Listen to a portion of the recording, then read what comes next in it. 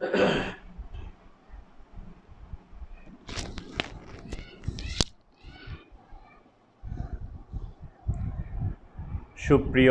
শিক্ষার্থীরা, আশা করি তোমরা সবাই ভালো আছো। আমি আবু হেনা মুস্তফা কামাল, তোমাদের জীববিজ্ঞান দ্বিতীয় পত্রের প্রাণীবিজ্ঞান অংশের আজকে একটা অনলাইন ক্লাস নিব। আজকের ক্লাসটিতে আমি তোমাদেরকে তোমাদের বইয়ের একটি চ্যাপ্টার, সেটা হলো ষষ্ঠ অধ্যায় বর্জ্য ও নিষ্কাশন। এই অধ্যায়টি তোমাদের পরীক্ষায় থাকবে। আমি তোমাদের পরীক্ষার সাজেশনটা দিব, অর্থাৎ এই অধ্যায় থেকে জ্ঞান এবং অনুধাবনের জন্য কি কি প্রশ্ন পড়বে সেটা আমি বলে দিব। একই সাথে সৃজনশীল অংশের জন্য কোন বিষয়টাকে তুমি গুরুত্ব দিবে সে বিষয়টিও আমি বলে দিব। এবং আমার আলোচনার একটি পর্যায়ে মেডিকেল ভর্তি পরীক্ষায় কী ধরনের প্রশ্ন হয় তার একটি উদাহরণ দিব, এবং বোর্ডের নৈর্ব্যক্তিক পরীক্ষায় কী ধরনের প্রশ্ন হতে পারে তারও একটি এক্সাম্পল দেব। আমার এই ক্লাসটি যারা বর্তমানে ফার্স্ট ইয়ার ফাইনাল পরীক্ষা দিবা তাদের যেমন কাজে লাগবে, যারা এবারের এইচএসসি পরীক্ষার্থী তাদেরও এটা কাজে লাগবে। যারা পরীক্ষার্থী তারা দীর্ঘ সময় বন্ধ পাওয়ার কারণে তোমাদের পড়ার যে গতিটা ছিল সেটা হয়তো একটু স্লো হয়ে গেছে, কিন্তু এই গতিকে ধরে রাখতে হবে। এবং আমাদের এই ক্লাসগুলো তোমাদের জীববিজ্ঞানের প্রিপারেশনের ক্ষেত্রে সহায়ক হবে। তো তোমরা যারা পরীক্ষার্থী আছো তারাও আমার এই ক্লাসটি ফলো করবে এবং একটু দেখে নিবে যে যে অংশগুলোকে আমি বিশেষ গুরুত্ব দিয়েছি সে বিষয়গুলো তোমাদের পড়া আছে কি না। যদি পড়া থাকে আমার এই লেকচারের সাথে তোমরা আবার একটু রিভিশন দিয়ে নিবে। আর যারা বর্তমানে ফার্স্ট ইয়ারে আছো, অর্থাৎ ফাইনাল পরীক্ষা দিবে, ফার্স্ট ইয়ার ফাইনাল, তাদের জন্য এই ক্লাসটি খুবই গুরুত্বপূর্ণ। আমি কোত্থেকে প্রশ্ন হবে, কিভাবে প্রশ্ন করব সে সম্পর্কে তোমাদেরকে স্পষ্ট একটি ধারণা দিব। তাহলে আমরা আমাদের পড়াশোনাতে চলে আসি। তোমরা একটু দেখো, আমি তোমাদেরকে আজকে যে অধ্যায়টি বর্জ্য এবং নিষ্কাশন সম্পর্কে আলোচনা করব, এই অধ্যায়টি কিন্তু তোমাদের পরীক্ষার জন্য খুব গুরুত্বপূর্ণ। ছেলেমেয়েরা প্রায় সবসময় বলে যে স্যার আপনারা যখনই ক্লাস নেন প্রতিটি চ্যাপ্টারই বলেন সবচেয়ে গুরুত্বপূর্ণ, গুরুত্বহীন কোনটি? আমি বলবো কোনোটাই তো গুরুত্বহীন নয়, তারপরও কিছু কথা থাকে। সেটা হলো জীববিজ্ঞান দ্বিতীয় পত্রে মানব দেহ সংক্রান্ত যতগুলো অধ্যায় আছে তার প্রতিটি অধ্যায় তোমাদের জন্য গুরুত্বপূর্ণ। তার মধ্যে আজকে আমরা এমন একটি চ্যাপ্টার আলোচনা করব যেটা তোমাদের বইতে খুব বেশি আলোচনা করে, যে অর্থাৎ চ্যাপ্টারটা ছোট কিন্তু প্রশ্ন আসার স্কোপ এখানে অনেক বেশি। এই জন্য এই অধ্যায়টিকে তোমাদের একটু গুরুত্ব দিতে হবে। তো তোমাদের খাতা এবং কলম যদি রেডি থাকে তোমরা রেডি হও। আমি এই অধ্যায় থেকে জ্ঞান এবং অনুধাবনের জন্য যে প্রশ্নগুলো গুরুত্বপূর্ণ সেগুলো আমি এখানে লিখে দিয়েছি, তোমরা একটু লিখে নাও। আর তোমাদের সুবিধার জন্য আমি একটু পড়ে দিচ্ছি। প্রথম প্রশ্ন হলো হাইলাম কি? বৃক্কের কাজ কি? বৃক্কের গাঠনিক ও কার্যকরী একক কি? বোম্যান্স ক্যাপসুল কি? গ্লোমেরুলাস কি? হ্যানলি লুপ কি? মূত্রের বৈশিষ্ট্য কি? মূত্রের উপাদানের শতকরা হার উল্লেখ করো। অসমোরেগুলেশন বলতে কি বুঝো? হিমোডায়ালাইসিস কি? পেরিটোনিয়াল ডায়ালাইসিস কি? ডায়ালাইসেট বলতে কি বুঝো? এডিএইচ কি? পিএইচ কি? বৃক্কের প্রতিস্থাপন বলতে কি বুঝো? আলট্রাফিল্ট্রেশন বলতে কি বুঝো? পোডোসাইট কি? ডাইউরেটিক্স কি? ক্রিয়েটিনিন কি? এর বাইরেও কিন্তু জ্ঞান এবং অনুধাবনের প্রশ্ন হতে পারে, তবে তোমাদের ফার্স্ট ইয়ার ফাইনাল পরীক্ষায় আমরা এখান থেকেই জ্ঞান এবং অনুধাবনের প্রশ্ন দেব। সুতরাং এই প্রশ্নগুলো তোমরা নিজেরা বই পড়ে নোট করবে, নিজেরা বই পড়ে নোট করলে বিষয়টি সম্পর্কে তোমাদের ধারণা অনেক পরিষ্কার হয়ে যাবে। এবার আসো, এই যে চ্যাপ্টারটি বর্জ্য এবং নিষ্কাশন, এই চ্যাপ্টারটি তোমাদের বইতে স্বল্প পরিসরে আলোচনা করলেও এখান থেকে কিন্তু সৃজনশীল প্রশ্ন আসার মতো যথেষ্ট স্কোপ রয়েছে। অর্থাৎ সৃজনশীল প্রশ্নের তোমাদের বইতে দেখবে যে সৃজনশীল প্রশ্নের যে প্রয়োগ স্তর এবং উচ্চতর দক্ষতা স্তর, এই দুটি অংশের জন্য এখানে প্রশ্ন আসার বেশ কতগুলো জায়গা রয়েছে। তবে এই অধ্যায়টি সম্পর্কে ভালো করে পড়তে হবে এই কারণে যে এই অধ্যায় থেকে প্রশ্ন আসার হারটা অনেক বেশি। এখন সৃজনশীল অংশের প্রস্তুতির জন্য তুমি এই চ্যাপ্টারের কোন কোন অংশকে একটু গুরুত্ব দিবে আমি সেটা এখানে বলে দিয়েছি। দেখো, সৃজনশীল অংশের জন্য গুরুত্বপূর্ণ মূত্র তৈরির প্রক্রিয়া কী, অর্থাৎ এখানে ইউরিনটা কিভাবে তৈরি করে বৃক্ক, এই যে শারীরবৃত্তটা, এই যে ফিজিওলজিটা, এই প্রসেসটা তোমাকে জানতে হবে। এবং তোমরা জানো যে এখানে সুন্দর 3টা ধাপ আছে, আমরা যাকে বলি আলট্রা ফিল্ট্রেশন, তারপর আমরা বলি সিলেক্টিভ পুনর্শোষণ, তারপরে আমরা বলি সক্রিয় ক্ষরণ। এই ধাপগুলো এ সম্পর্কে তোমার স্পষ্ট ধারণা থাকতে হবে। তারপরে আমরা বলেছি নেফ্রনের গঠন, এটা এই অধ্যায় থেকে সচরাচর এই প্রশ্নটি আসে। নেফ্রনের, তোমরা জানো বৃক্কের গাঠনিক এবং কার্যকরী একক হলো নেফ্রন। আমাদের ইন্টারমিডিয়েট পর্যায়ের বইতে একটা নেফ্রনের সরল চিত্র তোমাদের একে দেওয়া আছে। তোমাদেরকে এই একটি চিত্র পর্যাপ্ত অনুশীলন করতে হবে, কারণ চিত্র হিসাবে এটা খুবই গুরুত্বপূর্ণ। তাহলে নেফ্রনের যেমন তুমি চিত্র আঁকা শিখবে, তেমনি নেফ্রনের প্রতিটি অংশের বর্ণনা শিখবে এবং প্রতিটি অংশ কিভাবে কাজ করে সেটাও তোমাকে জানতে হবে। নেফ্রনের গঠন পড়তে গেলে তোমরা দেখবে এখানে রেনাল কর্পাসল আছে, রেনাল টিবিউল আছে। রেনাল কর্পাসল কিভাবে কাজ করে এবং রেনাল টিবিউলের মধ্যে কিছু অংশ আছে তোমরা নিশ্চয়ই পড়েছো, কারণ এটা আমরা ক্লাসে পড়িয়েছি। তোমার ধরো প্রক্সিমাল পেঁচানো নালিকায় কী অংশ হয়, কী ধরনের কাজ হয়, হ্যানলি লুপে কী ধরনের কাজ হয়, ডিস্টাল পেঁচানো নালিকা কী কাজ করে, সংগ্রাহী নালিকাতে কিভাবে কাজ হয়, এই বিষয়গুলো তোমাকে জানতে হবে। আর সর্বোপরি আগেও বলেছি, এখনও বলছি, এই অধ্যায় থেকে এই চিত্রটি সবচেয়ে গুরুত্বপূর্ণ। বাসায় প্রচুর অনুশীলন করতে হবে এবং এই চিত্রটি তোমাকে 8 থেকে 10 মিনিটের মধ্যে সুন্দরভাবে আঁকার কৌশল রপ্ত করতে হবে। আর তোমাদের ছোট্ট একটা ইনফরমেশন জানিয়ে দিই, তোমরা যখন পরীক্ষায় অংশগ্রহণ করবে, পরীক্ষা হলে যখন তোমরা যাবে, তখন তোমরা চিত্র আঁকার জন্য 2B এই মানের পেন্সিলটা ব্যবহার করবা।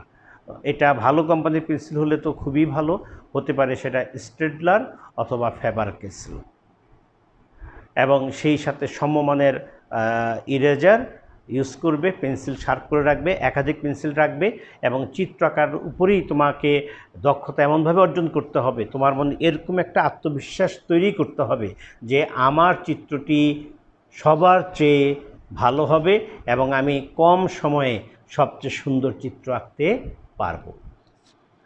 তারপরে আসো, এখানে এই চ্যাপ্টারে একটা অংশ ডায়ালাইসিস, এটা একটা প্র্যাকটিক্যাল নলেজ।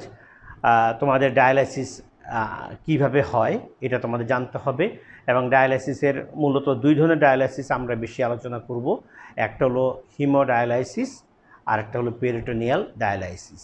এই 2টা ডায়ালাইসিস কী প্রক্রিয়ায় হয় এটা তোমাকে ভালো করে জানতে হবে এবং সৃজনশীল পরীক্ষার ব্যাখ্যা অর্থাৎ প্রয়োগ স্তর এবং উচ্চতর দক্ষতার জন্য এই অংশটি কিন্তু যথেষ্ট গুরুত্বপূর্ণ।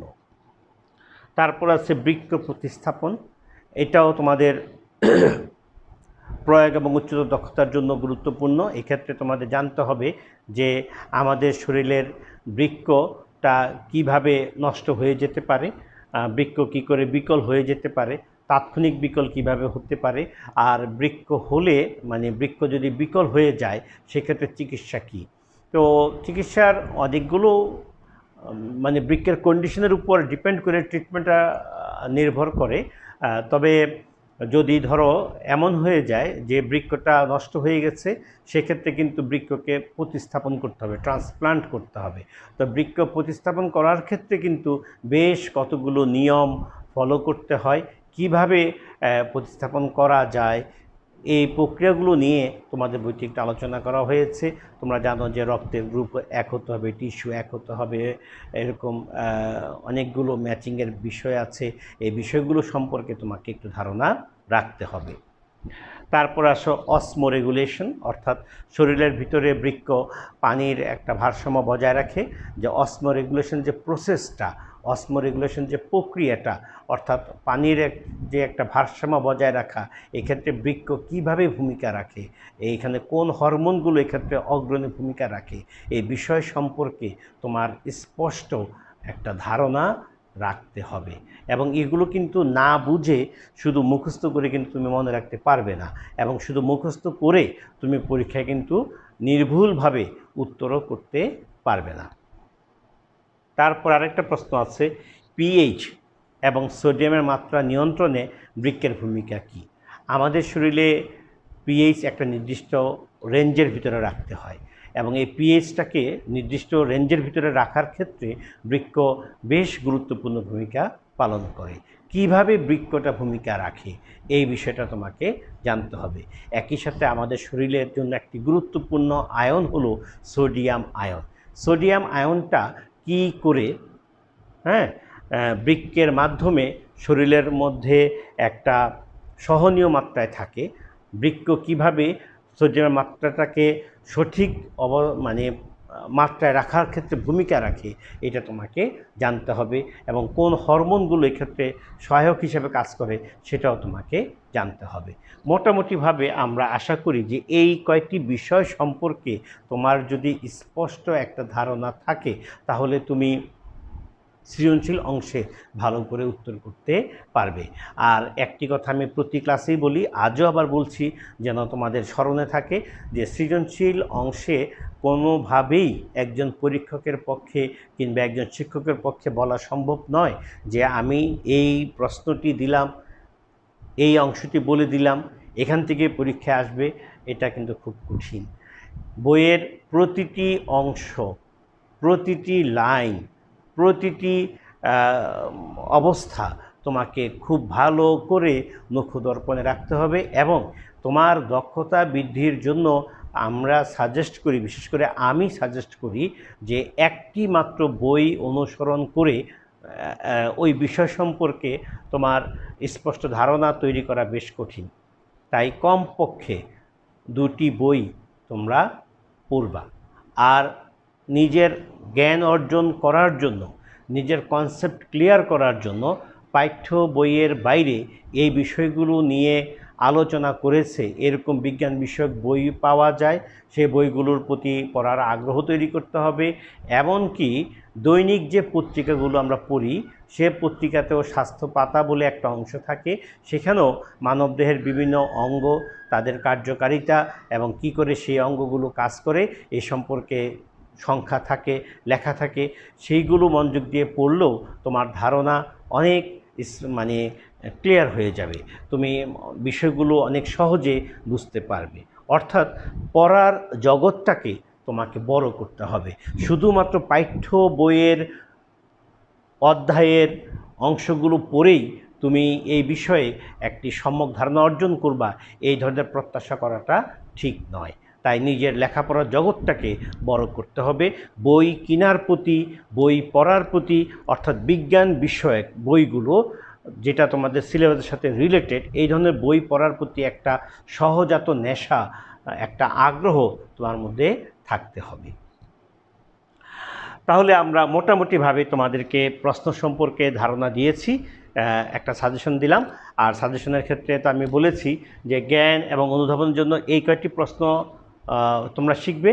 আর সৃজনশীল পরীক্ষার জন্য বিগত 5 বছরের বোর্ডের প্রশ্নগুলো অনুশীলন করবে। সেই বোর্ডের প্রশ্নগুলো থেকে আমরা পরীক্ষায় প্রশ্ন করব অথবা তার আলোকে আমরা তোমাদের পরীক্ষায় প্রশ্ন করব। সুতরাং সৃজনশীল পরীক্ষার জন্য তোমাদের সৃজনশীল অংশের জন্য তোমাদের সাজেশন হলো বিগত 5 বছরের বোর্ডের প্রশ্ন।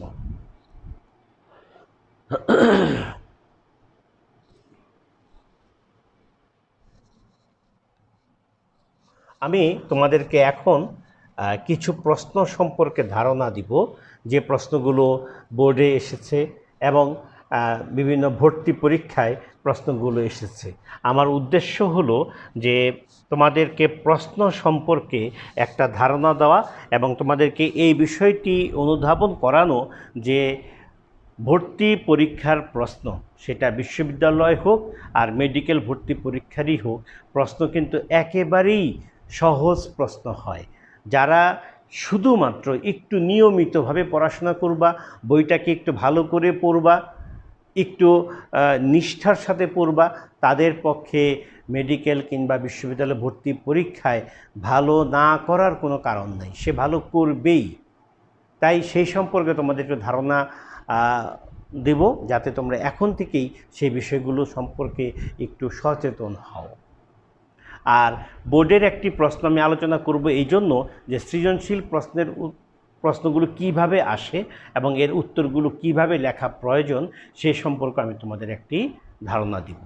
আর এই অধ্যায়টি নিয়ে আমরা তোমাদের শ্রেণীকক্ষে পর্যাপ্ত সংখ্যক ক্লাস নিয়েছি। আশা করি এই অধ্যায়টি বুঝতে তোমাদের কোনো সমস্যা হবে না।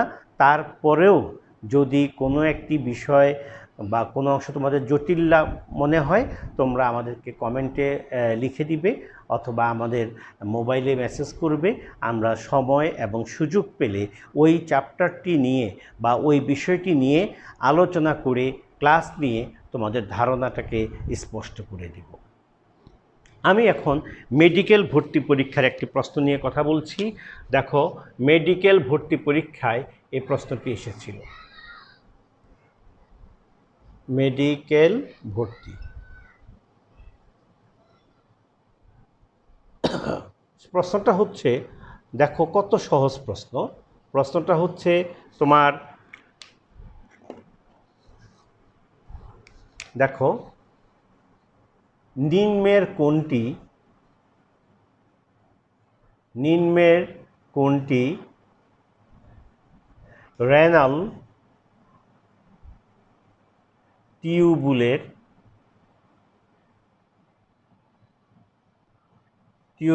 নিম্নের কোনটি রেনাল টিউবুলের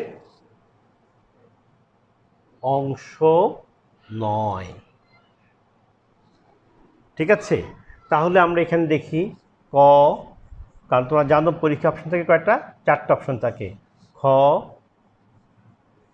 গ এবং ঘ। কতে আছে প্রক্সিমাল পেঁচানো নালী, প্রক্সিমাল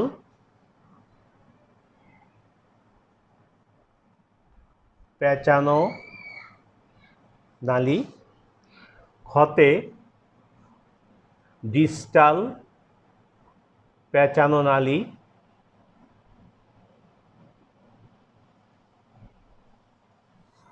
ঠিক আছে, গতে হচ্ছে হ্যানলি লুপ।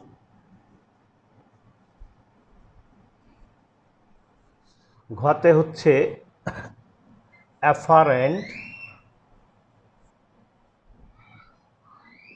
আর্টারিও।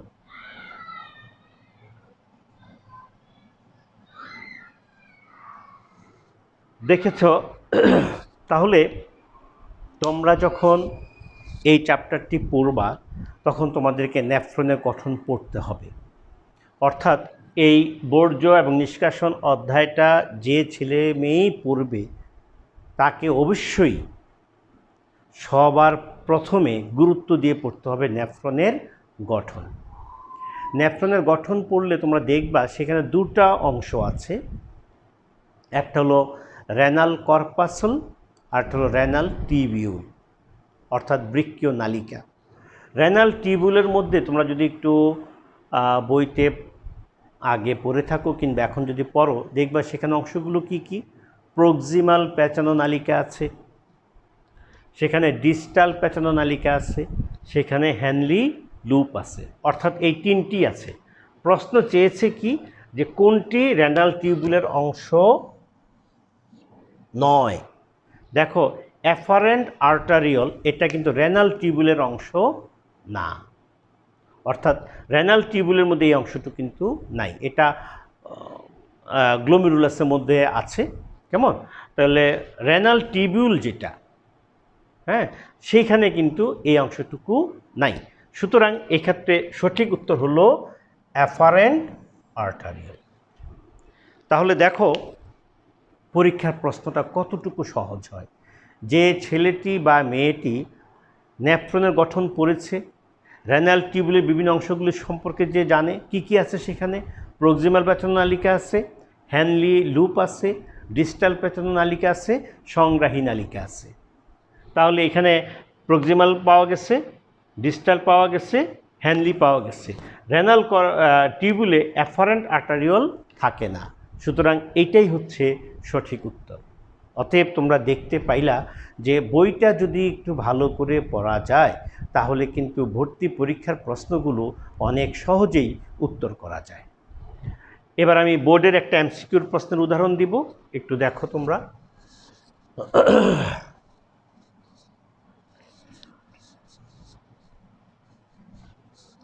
বোর্ডের প্রশ্নগুলো বেশ সহজ প্রশ্ন আসে, এটা কোনো একটি বোর্ডে এসেছিল। আমি প্রশ্নটা লিখলে দেখবে যে তোমাদের পক্ষে উত্তর করা কঠিন হবে না। বোর্ডের প্রশ্নের একটা এমসিকিউ। এমসিকিউর জন্য কিন্তু তোমাদের জন্য খুব ইম্পর্টেন্ট, কারণ এমসিকিউতে তোমরা যখন পরীক্ষা দিবা তোমাদের টার্গেট থাকবে যে এমসিকিউতে আমি পূর্ণ নম্বর পাবো। কারণ বায়োলজিতে ভালো করতে হলে সবচেয়ে সহজ রাস্তা হলো এইটা, এমসিকিউতে পূর্ণ নম্বর উঠানো। সুতরাং এই ক্ষেত্রে একটু সচেতন হইবা, কোনো প্রশ্ন যেন ভুল না হয় সেদিকে একটু খেয়াল রাখবা। প্রশ্নটা ছিল এরকম বোর্ডের একটা প্রশ্নে যে এটা একটা সমাপ্তিসূচক বহুপদী প্রশ্ন ছিল। বৃক্কের ক্ষেত্রে সঠিক, বৃক্কের ক্ষেত্রে এক কি আমরা বলবো যে অবতল অংশের ভাঁজকে, অবতল অংশের ভাঁজকে হাইলাম বলে, হাইলাম অথবা হাইলাস যেটাই বলো, হাইলাম বলে। দুই, সমগ্র বৃক্কটি ক্যাপসুল দ্বারা আবৃত থাকে, ক্যাপসুল দ্বারা আবৃত থাকে। তিন, বাম বৃক্কটি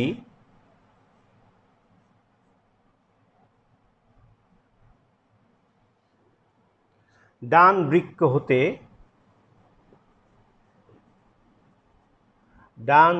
হতে কিছুটা উপরে থাকে।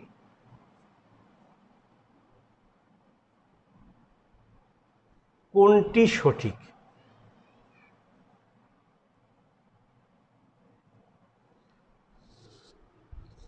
নিম্নের কোনটি সঠিক? নিম্নের কোনটি সঠিক? ক, খ, গ অ্যান্ড ঘ। কত উত্তর 1 ও 2, কত উত্তর 2 ও 3, গত উত্তর 1 ও 3, ঘত উত্তর 1, 2 ও 3। তাহলে আমরা যে দেখলাম যে প্রশ্নটি ভালো করে উত্তর করতে হলে অধ্যায় সম্পর্কে ভালো করে জানতে হবে এখানে বলছে বৃক্কের ক্ষেত্রে কোনটা সঠিক। বৃক্কের ক্ষেত্রে অবতল অংশের ভাঁজকে কি বলে? হাইলাস বলে। এটা সঠিক উত্তর। কারণ তোমরা দেখেছো এরকম যদি একটা বৃক্ক হয় কেমন, তার এই যে অবতল অংশটা, এই জায়গাটুকুর নাম হচ্ছে কি? হাইলাস, এই জায়গাটুকু। তারপর সমগ্র বৃক্ক ক্যাপসুল দ্বারা আবৃত থাকে। তোমরা যখন পড়েছো দেখেছো বৃক্কটির চারপাশে কি থাকে? ক্যাপসুলে আবৃত থাকে, এটাও সঠিক। আর দুইটা বৃক্ক, এই একটা বৃক্ক আর এই একটা বৃক্ক যদি থাকে, দুইটা বৃক্ক কখনো একই হাইটে থাকে না, দুইটা বৃক্ক দুইটা হাইটে থাকে। কে উপরে থাকে? বাম বৃক্কটা উপরে থাকে। তাহলে আমরা এখানে দেখো বাম বৃক্কটি ডান বৃক্ক হতে কিছুটা উপরে থাকে, তাহলে এটাও সঠিক। সুতরাং এই প্রশ্নের 1, 2, 3 তিনটা অংশই সঠিক। তাই প্রশ্ন করেছে নিম্নের কোনটি সঠিক? অবশ্যই এটা সঠিক। অতএব দেখেছ বোর্ডের প্রশ্ন কতটুকু সহজ হয়। শুধুমাত্র একটু লেখাপড়াটা নিয়মিত চালিয়ে গেলেই এমসিকিউতে পূর্ণ নম্বর পেতে কোনো সমস্যা হবে না। এখন আমি তোমাদের সৃজনশীল প্রশ্ন সম্পর্কে একটু ধারণা দেব।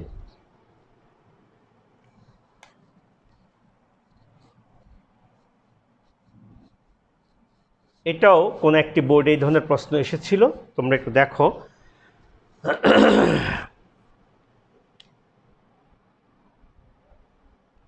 রহিমের কয়েকদিন ধরে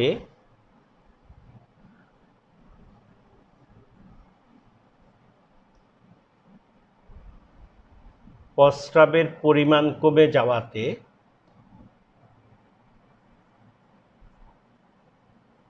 পরিমাণ কম হওয়াতে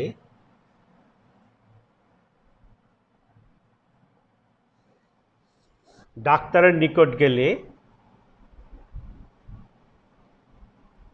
ডাক্তারের নিকট গেলে ডাক্তার তাকে প্রচুর পানি পান করার পরামর্শ দিলেন।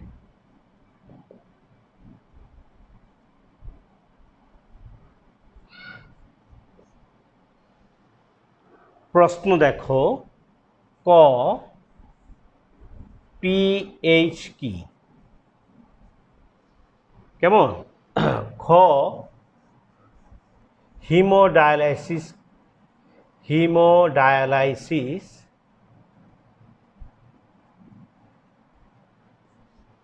বলতে কি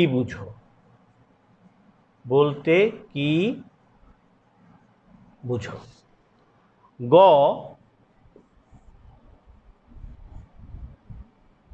উদ্দীপকে সংশ্লিষ্ট অঙ্গটি কিভাবে কাজ করে ব্যাখ্যা করো। কেমন? তারপরে ঘ রহিমের সমস্যার সমাধানে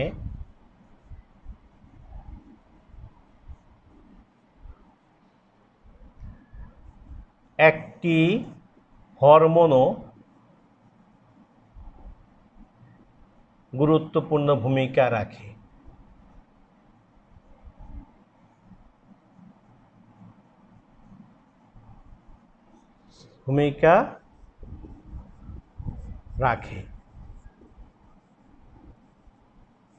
বিশ্লেষণ করো। এই হলো একটা সৃজনশীল প্রশ্ন যেটা কোনো একটি বোর্ডে এসেছিল। তাহলে আমরা প্রথম যদি উদ্দীপকটা পড়ি, রহিমের কয়েকদিন ধরে প্রস্রাবের পরিমাণ কম হওয়াতে ডাক্তারের নিকট গেলে ডাক্তার তাকে প্রচুর পানি পান করার পরামর্শ দিলেন। এখানে কিসের পরিমাণ কম হয়েছে? প্রস্রাবের পরিমাণ কম হয়েছে। তাহলে আমাদের বইটাতে তোমাদের মানে মূত্র কি করে তৈরি হয় এই বিষয়টি নিয়ে আলোচনা করা হয়েছে বর্জ্য এবং নিষ্কাশন অধ্যায়ে, এবং এর জন্য দায়ী অঙ্গটি আমরা সবাই জানি, সেটা হলো বৃক্ক। অতএব এটা এই অধ্যায় থেকেই প্রশ্নটা এসেছে। আরেকটু খেয়াল করে যদি দেখো পিএইচ কি, হিমোডায়ালিসিস কি, ক এবং খ আমি সব প্রায় বলেছি বা আগে কোনো একটা ক্লাসে বলেছি যে সৃজনশীল প্রশ্নের ক এবং খ অর্থাৎ জ্ঞান এবং অনুধাবন এই দুটি প্রশ্ন দেখেও উদ্দীপকটা কোন অধ্যায় থেকে এসেছে এ সম্পর্কে ধারণা নেওয়া যায়।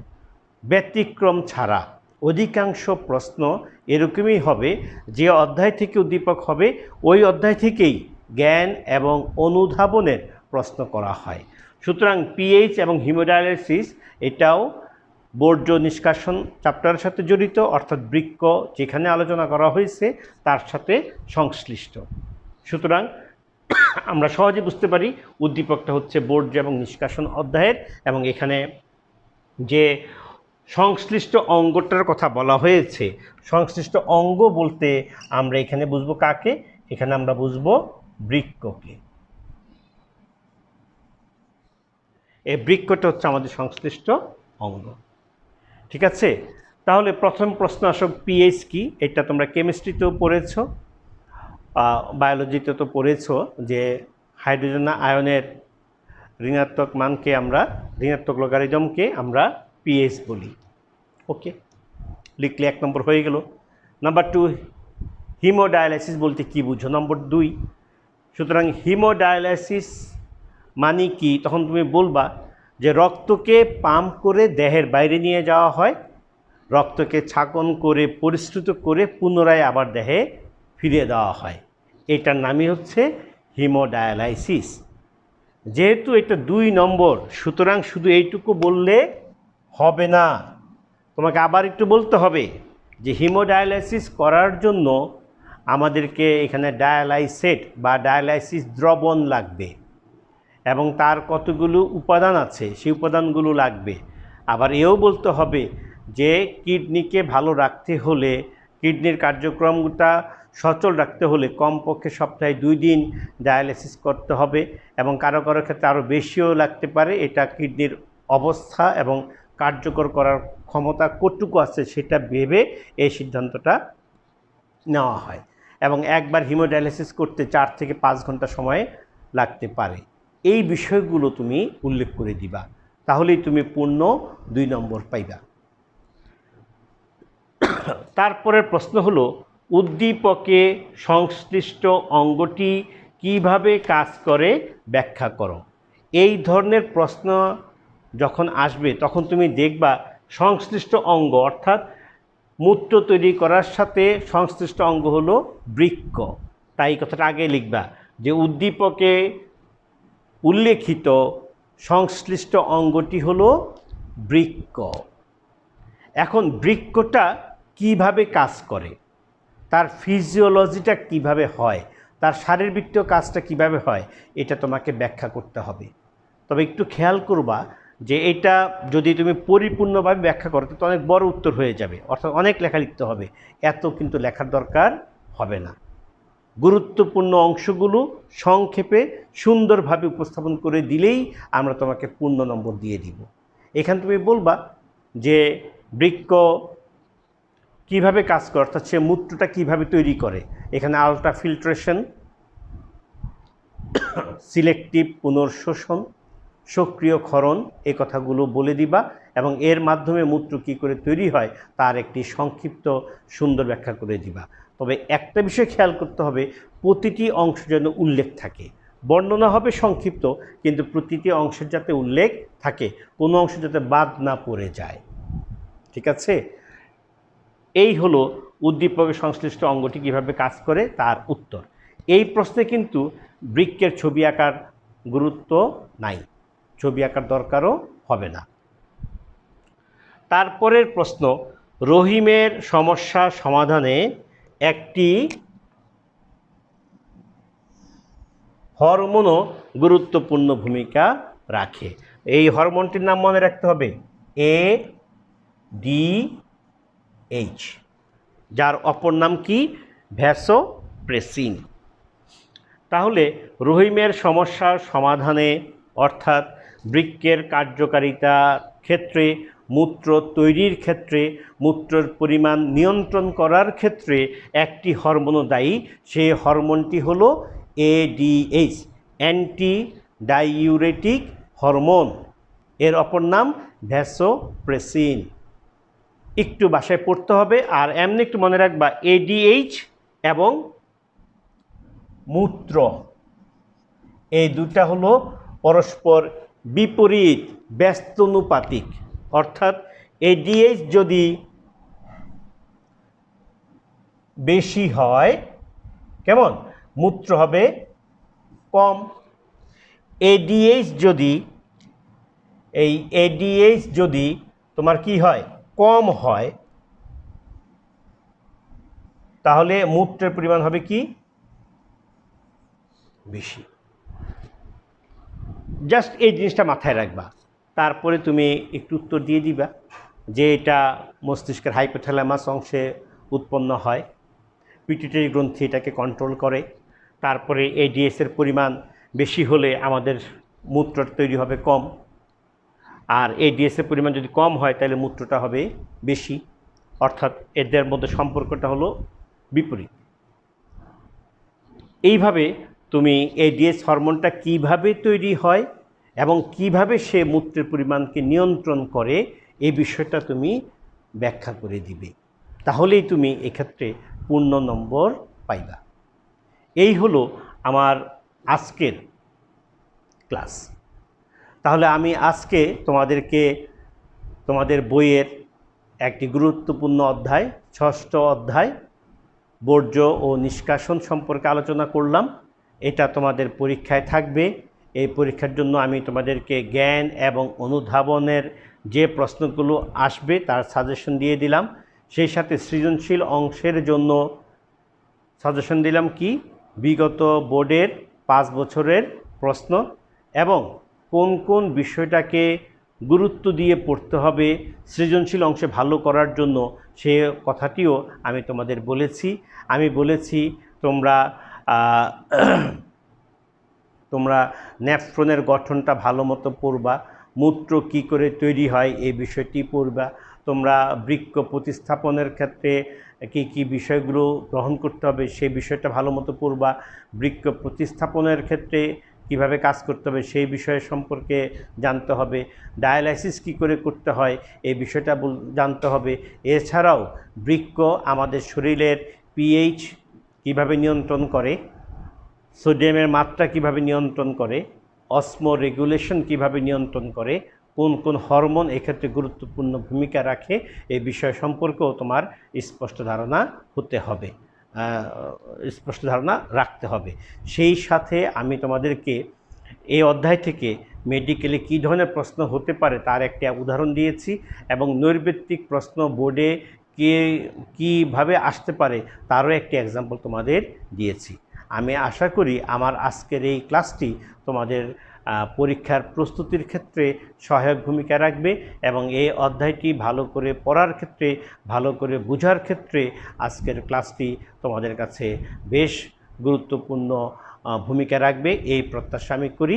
এবং আগামী আরেকটি ক্লাস বা আরও 2টি ক্লাসের মাধ্যমে আমি তোমাদেরকে আরও যে 2টি চ্যাপ্টার তোমাদের আছে, 3টি চ্যাপ্টার, একটি হলো চলন এবং অঙ্গচালনা, একটি হলো রক্ত সংবহন, আরেকটি হলো শ্বসন বা শ্বাসক্রিয়া। তো এই 3টি চ্যাপ্টার নিয়েও আমি আগামী ক্লাসে তোমাদেরকে সাজেশন দিব। আগামী ক্লাসে তোমাদের সাথে আবার দেখা হবে এই প্রত্যাশা রেখে আজকের মতো বিদায় নিচ্ছি। সবাই ভালো থাকো। আল্লাহ হাফেজ।